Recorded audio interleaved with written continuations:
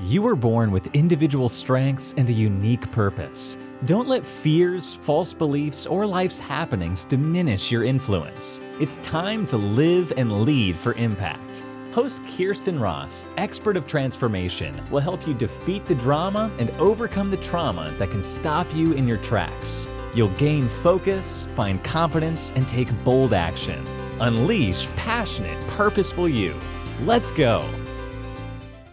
Welcome to Live and Lead for Impact. I'm Kirsten Ross Vogel, your host and team performance pro. Today, I have Jack Ory with me. He's a transgender author who writes stories to empower other trauma survivors and coaches those that want to write their own books. He is passionate about helping people turn story ideas into finished books and believes everyone has a story the world needs to hear. And as I always say, the world is waiting for your impact. So welcome, Jack. Thanks for having me, Kirsten. Yeah, I'm looking forward to our conversation and learning more about your work. So tell me about your work and the impact that you're making in the world. Yeah, definitely. So, as you mentioned in the intro, I'm a writer. I currently have one novel out, Reinventing Hannah, which is about a 16-year-old survivor who, after she is sexually assaulted at a party, she goes from being so quiet that her friends call her Mouse to really standing up for herself and what she wants out of life, and also standing up for other survivors and becoming an advocate. So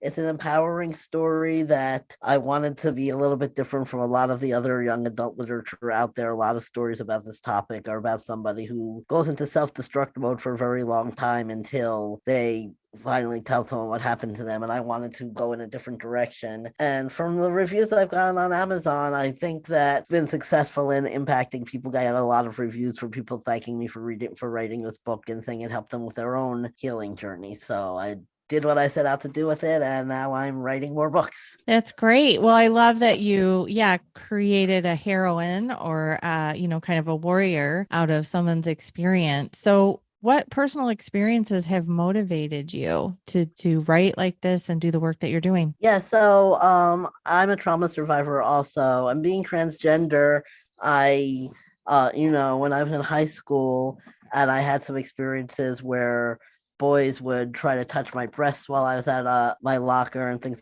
like that, and teachers didn't really do anything about it. Or if I told a teacher, the boy in question would be like, "Oh, it was an accident. I fell into her," that kind of thing. And so nothing really happened. And then it was confusing for me because I didn't identify as female to begin with, and then I had people touching me inappropriately and nobody doing anything about it. And so that was something that I really wanted to address, and also the whole transformation piece, because I really believe that whether you're transgender or cisgender, there are times in your life where you go through major transformations where you decide this is not who I really am, and I want to be more of who I really am, whether it's a different gender like I did or something else like being more assertive, choosing the friends you want to have no matter what other people think, and whatever the case may be. So I wanted to address that whole transformative journey and what it's like when you change, because I think the hardest part of transformation is not the people who are going to be bullies about it, but the people who are your friends, who are used to the way you used to be and think that this is not a good thing, that something is wrong because you're not who they thought you were. Well, first, I just want to say I'm so sorry that you went through those experiences, but I'm grateful that you've turned it into a way to help others. And I find it really interesting. I hadn't thought of that transformation in the context of basically it's visually noticeable more so than the transformations that many people go through.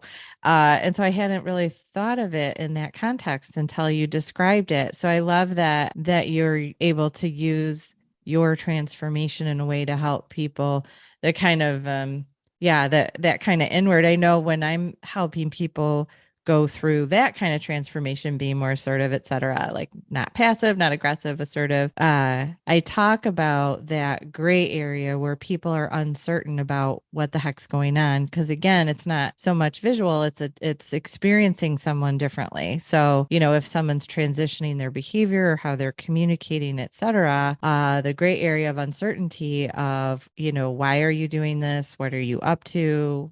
like all the questions it brings up, and that transparency can help you move more quickly so that people know kind of what you're up to and they're not in that level, that area of uncertainty. But now the kind of transformation that you're speaking of would be visually noticeable. And so I'm wondering if part of, friendships were there questions like that, like what are you up to and all of that. Yeah, there definitely were. I did unfortunately lose a couple of friends. There was somebody who I was friends with who was also transgender, and she believed that I was only transitioning because she was transitioning, and she didn't want to be friends anymore once I started transitioning. So that was kind of sad. And then, I've had a lot of people who didn't know me before, or who did know me before, and then they might not recognize me, even though I look similar, except now I have a beard and I look more masculine. But sometimes people would mistake me for my older brother when they hadn't seen me in a while, so that was interesting. Mm-hmm. Well, how unfortunate that someone thought you were copycatting. I think that would be a pretty major thing to Yeah, copycat. Yes. yeah. Obviously some things hopefully they're working on wherever they are at this point. Well, and again, I'll say I think that a lot of people can relate to that as well, because anytime, I think about like people pleasers who start being assertive and setting boundaries, that's going to impact relationships, and sometimes the relationships don't survive the transition because it's not as convenient for Right. someone who's used to, so I always say pleasers end up being surrounded by people pushers, and people pushers like people that they can boss around. And if someone starts setting boundaries, that's not so convenient. And so sometimes those relationships don't last that transition. So again, I'm sure that this is relatable to people, who are making all kinds of transitions. Yeah, definitely. And that's a major theme in Reinventing Hannah also, because Hannah's best friend sees this is unhealthy. All of a sudden you're so assertive and you're dating this guy that I don't like, and you're standing up to me a lot more, and she sees it as this is unhealthy. You're not dealing with what happened to you properly, or you wouldn't be doing these things, when actually it's the opposite. Mm-hmm. The courage that it takes to transition. And yeah. Now, when you're working with people, because do you coach as well as write, or Yes. you're just helping people write? Oh, I do mostly writing coaching, so I help people gain the confidence to write their books, as well as teaching them like how to get started, because a lot of times people really have an idea but they don't know what to do, but they also sometimes don't feel confident, where they're like, well, I want to write a book, but who's going to read it, or I don't think I'm a good writer, or whatnot. So I do a lot of working with it. So I work with people to try to raise that confidence, and I do also sometimes consult with parents of transgender kids who want to know, like, what do I do? My child says they're transgender, how do I help them?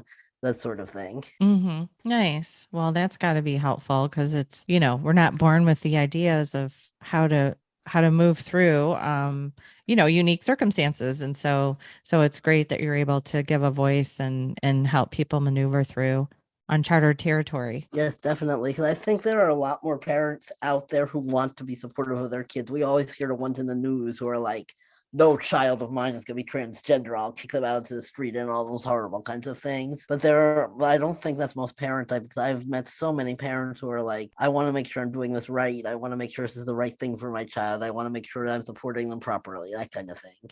Yeah. And kind of probably letting the child kind of lead a little, their children, but at the same time, you can't push or maneuver, and trying to just support them and their journey and their timing, etc. Exactly, yeah. And it's one of the things that I think when a child is transgender, it's also a transition for the whole family. And one of the ways it's a transition is you kind of have to let go of the traditional parenting ideas a little bit, because traditionally the parent is the authority. The parent says this is what you're doing, and the child has to follow.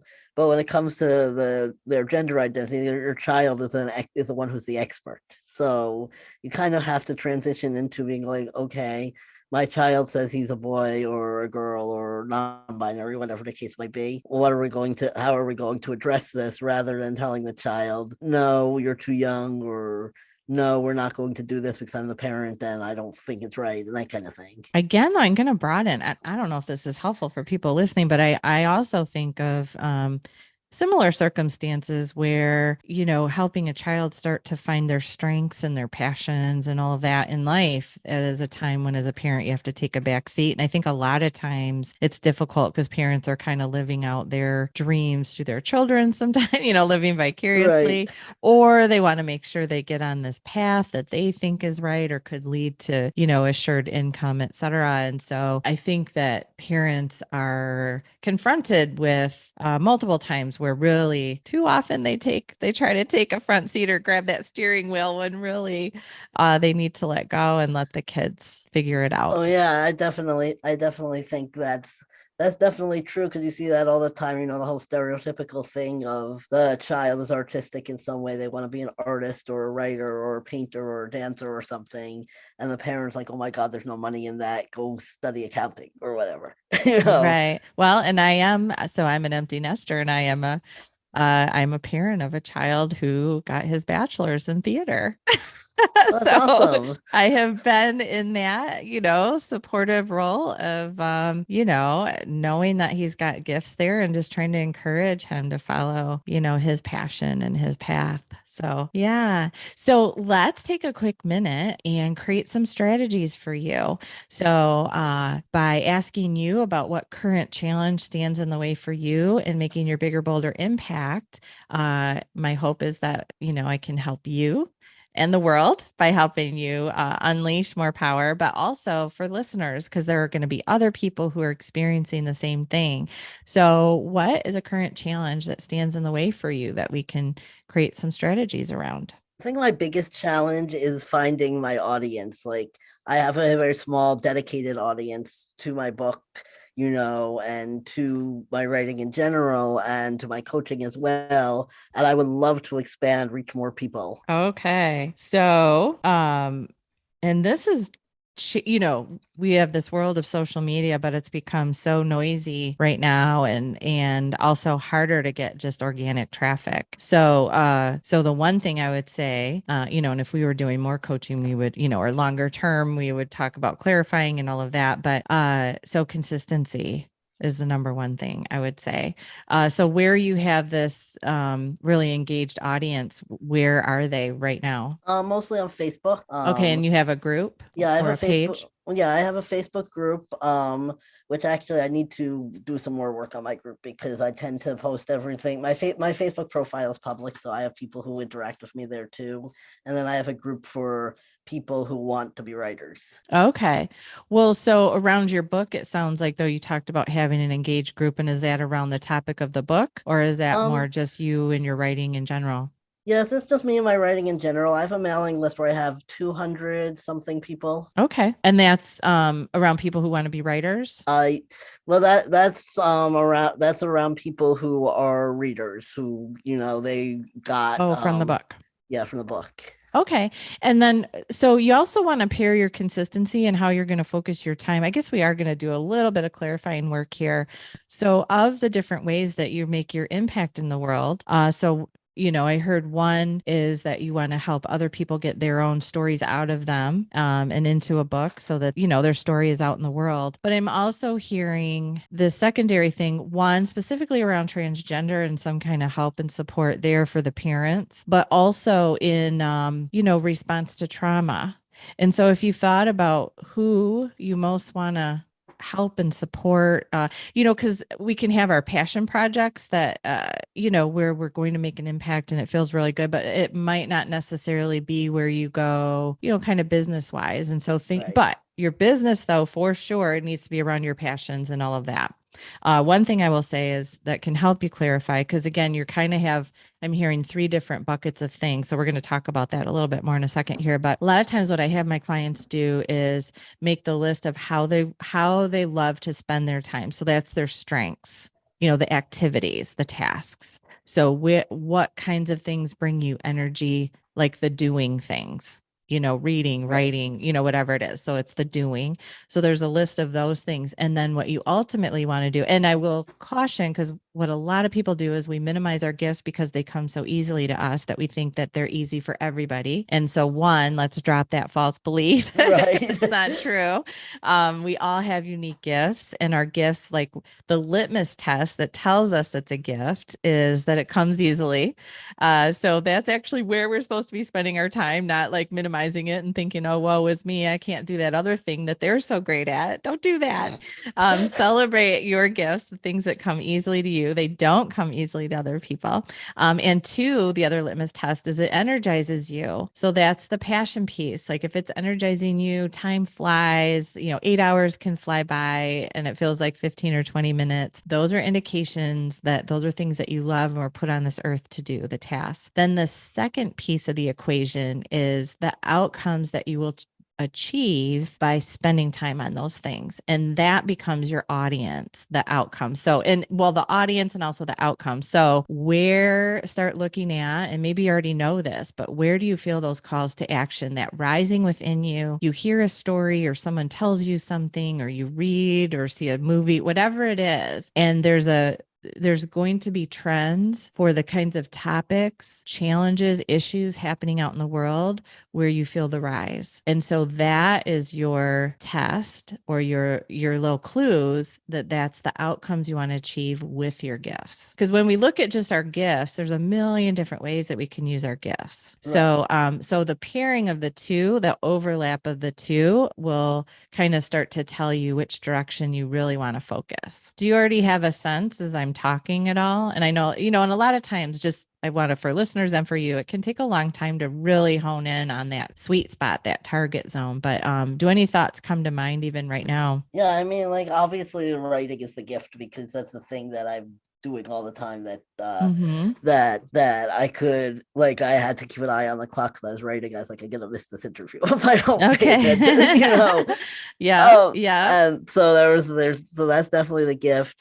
And it definitely is something that doesn't come easily to others, because I constantly, when I post about my writing, I get people who are like, I wish I could write a book, which is why one of the reasons that I want to do the writing coaching. And I'm actually getting ready to launch a writers group for people who are interested in writing, particularly trauma survivors, where they would get group meetings where we all write together. You just honed in on so now you're pairing. So remember I said I saw 3 different avenues, but right now you just paired 2 of them.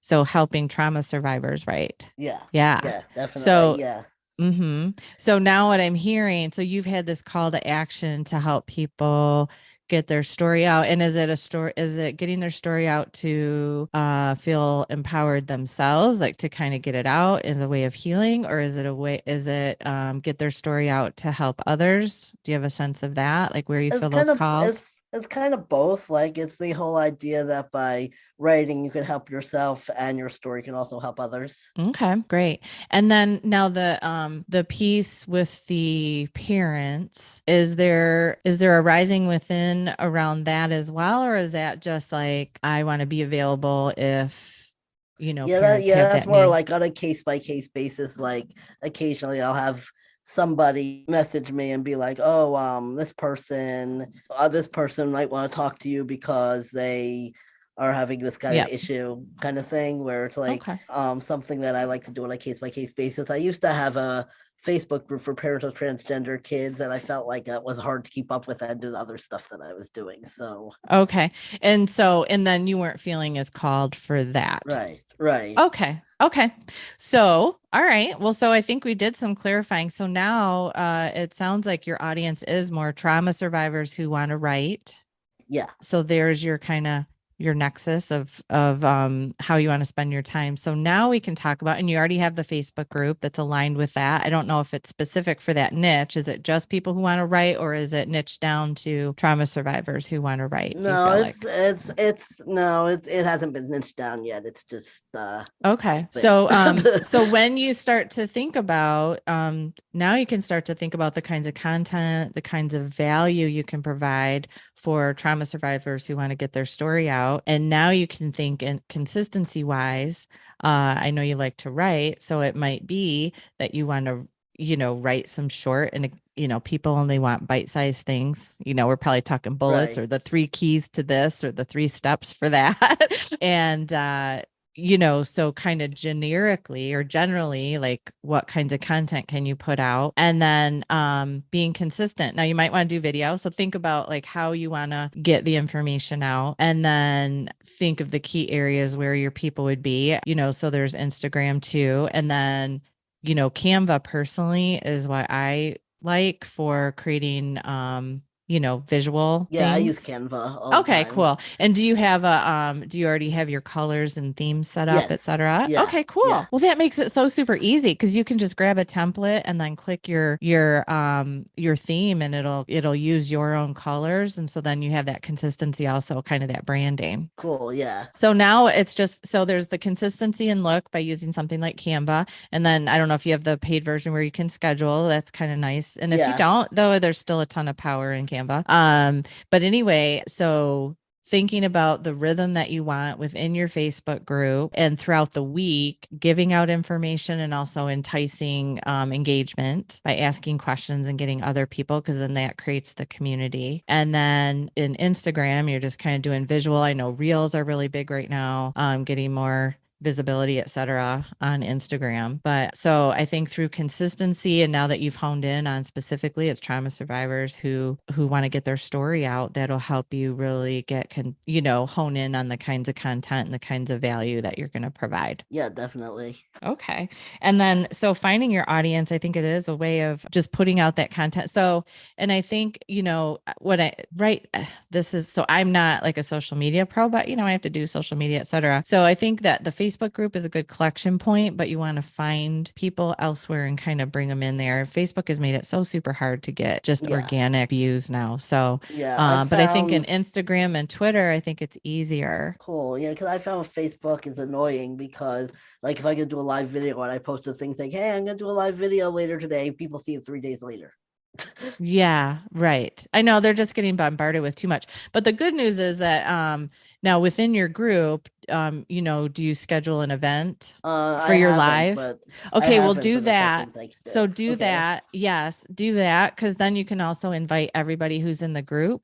So do it ahead. And in Canva, I would make like just a consistent cover, come up with a consistent name that you're going to use, and then even a rhythm for how you're doing it, whether it's once a week, twice a week, and do it the same time every week, and just start encouraging people to get it in their calendar. And then, and if you use something like StreamYard, you can actually do it live or pre-record and then send it out to multiple places at once. So like there's a free version that you can just do one at a time, and then a paid version you can do up to 3 at a time, and then there's a higher level one that you can do even more than that. But anyway, so you might want to look at even a free version of StreamYard. It makes it kind of nice. And you can also put like a link at the bottom under your picture, etc. So even with the free version, you can do that. But I would decide how often per week, and then a time, and just be consistent and do the event. Like I said, make a cover that's consistent. So for me, I have from people problems to productivity, same time every week, and I made a cover in Canva. Anyway, they get used to seeing it, and they know that rhythm, and you encourage them to get it in your calendar. And by doing the event, what's nice, you still share it to it automatically goes in your group. I don't know. I still always share it too. And then you can share it on your personal page as well. And then, so other people will see it, and you can share it on Twitter, et cetera, but everyone's got to join your Facebook group to gain access to it, because you're going to do it inside of your group. So that's a way to help bring people into your group. Cool. And when you do the event, like I said, you can click that invite everybody, again, if they're getting bombarded, they might not see it, but schedule it in advance with that consistent rhythm. And then you can also, people can say like they're going, et cetera. And you can put posts in the event, but anyway, that's a way to kind of get extra exposure for it. Cool. Yeah. I like that idea. Yeah. So I would say just think of your Facebook group as your collection point. And then from there, you're getting the engagement, you're getting the content going, and then you're inviting them to join you in, your coaching or your programs, et cetera, from there, if they want higher level support from you. Okay, cool. Yeah. Awesome. Well, that was fun. Thanks for sharing that question. Yeah, so, and I know, like I said, so many people listening are going to be struggling with the same thing. And so you got some value, and then they're going to get some value as well. Awesome. So it's all Yeah. about. So that's awesome. Yes. So tell me what words of wisdom. Well, actually, first I want to circle back because you talked about something that you have coming up for writers. So tell me a little bit more about that and tell people where Yeah, they can go to so find it. I'm launching the Writer Support Network, which is a low cost writers group for trauma survivors, Great. where you get all sorts of things. Like we will be meeting on Zoom to do what's called co-working sessions where everybody just sits together and writes. And also we have a writer's circle where people can share their work for feedback. And they'll also, I've got some guest speakers who are going to be coming in to speak to the group. Somebody I know who runs a similar group only for nonfiction will be coming to speak to those who want to do nonfiction. And I know somebody who does marketing for writers who will be speaking to our group as well. Great. And so it's just going to be a place where people can get the support and accountability that they need and build their confidence and get those books written. So Awesome. right now, you can sign up for my waiting list. It's going to be launching in a couple of weeks, but you can sign up for my waiting list if you go to my website, authorjackoree.com/writers support network. And there's a waiting list there. And so you can access that there. And there's also all sorts of information about writing. I have a couple of blog posts on my website as well, so you can check those out. So that's a good place to be if that's something you're interested in. Awesome. Well, and if you're catching this after the fact, no worries. Still go to his website or the Facebook group, Coach Author Jack Orey, and or IG. The Instagram is Author Jack Orey. Twitter, Author Jack Orey. Good. There's a good consistent theme across all the platforms. And all of these links, by the way, will be in today's show notes. So, and you'll be able to find those by going to defeatthedrama.com, click on the podcast tab, and go to today's episode. So, in closing, Jack, and thank you for sharing that. So people hop in definitely and go check him out. But what words of wisdom do you have for others who want to make their own impact in the world? Well, a couple of things. The first thing is know that your voice does matter. I think that's the most important thing. A lot of times we're conditioned to feel like we're invisible, especially if you're a survivor, that your voice does matter and the right people will hear you and want to be around you, and just keep doing the things that matter to you. And keep looking for opportunities and doors will open and you will see them. You just never know what you will find when you're consciously looking for it. Oh, that's great. Well, and I also say, let's also say, break down into the smallest steps. You don't have to have it all figured out just to start. I think back, I published my first book in 2010 and I knew nothing. I knew nothing at all. I just knew that I was going to commit to getting up every morning before my boys got up. They were young at the time, and write for a couple of hours before they were up. And so then I figured out the rest, because I didn't have to worry about editing yet. I didn't even know how many words were book length, 8.5 by 11 to the book size. How many words do I need and all of that? I remember talking to a friend who was a recently published author and him sharing oh, my book was this many words. And I was like, oh my gosh, thank gosh, I have a lot more to write. And so I should get there.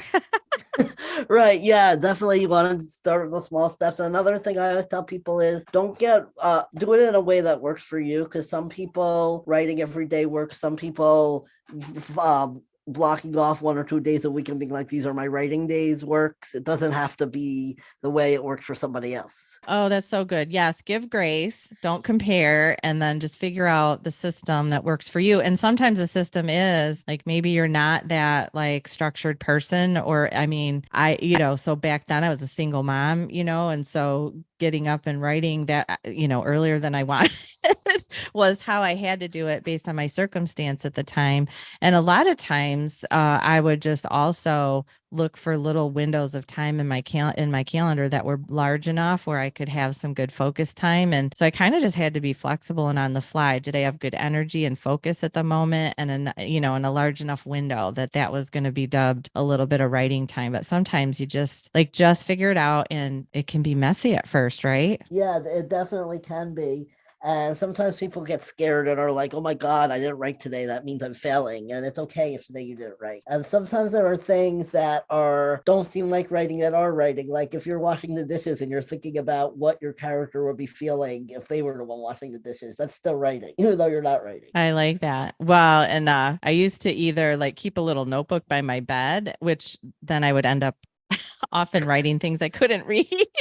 So then I started emailing myself, but have some kind of ways to capture those thoughts that you're having, Yes. middle of the night. I definitely, whenever I'm working on something creative, 2 or 3 in the morning seems to be a time that I pop awake with ideas. But yeah, have something at the ready. I like that. Like while you're doing dishes.